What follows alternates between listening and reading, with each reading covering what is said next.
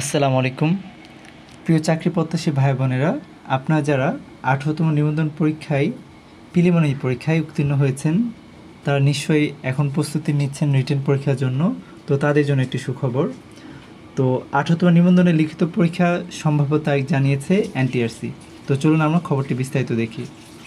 তো যেমনটি জানা যাচ্ছে যে 18তম নিবন্ধন পরীক্ষাটি খুব শীঘ্র অনুষ্ঠিত হতে যাচ্ছে এবং 15ই মে 18তম নিবন্ধনের প্রিলিমিনারি পরীক্ষার ফল প্রকাশিত হওয়ার পর লিখিত পরীক্ষা কবে হবে সেটি নিয়ে প্রশ্ন উঠেছে।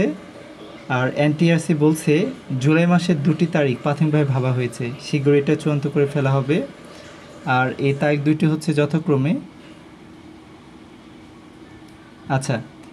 জুলাই মাসের 12 অথবা 13 তারিখ। তো সেক্ষেত্রে এনটিআরসির সচিব এমনটি জানিয়েছেন যে তারা ভেবেছেন জুলাই মাসের 12 অথবা 13 তারিখ। আর নির্বাচন বাজেট এগুলোকে সামনে রেখে তারিখ ঠিক করা নিয়ে তারা দ্রুতই বসবে। তো যেহেতু মোটামুটি আমি একটা ধারণা পাওয়া গিয়েছে, তো সেক্ষেত্রে আমাদের এখনই উচিত হবে ভালো প্রিপারেশন নেওয়া। আর এতে অংশ নিবে প্রায় 18,65,719 জন শিক্ষার্থী আবেদন করেছিল। পরীক্ষায় অংশ নিয়েছিল 13,40,833 জন। আর প্রিলিমিনারি পরীক্ষা উত্তীর্ণ হয়েছে 4,79,981 জন। এর মধ্যে স্কুল পর্যায়ে 2তে 29,519 জন, হাই স্কুল পর্যায়ে 2,21,652 জন এবং কলেজ পর্যায়ে সব মিলে হচ্ছে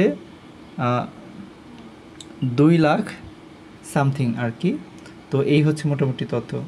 তো এখনই ভালো প্রিপারেশন নিন যেন পরীক্ষা ভালো করা যায়। তো ইনশাআল্লাহ নতুন কোনো সাজেশন অবশ্যই আমরা হাজির হবো সেটা নিয়ে। তো দেখা হবে পরের ভিডিওতে। আসসালামু আলাইকুম।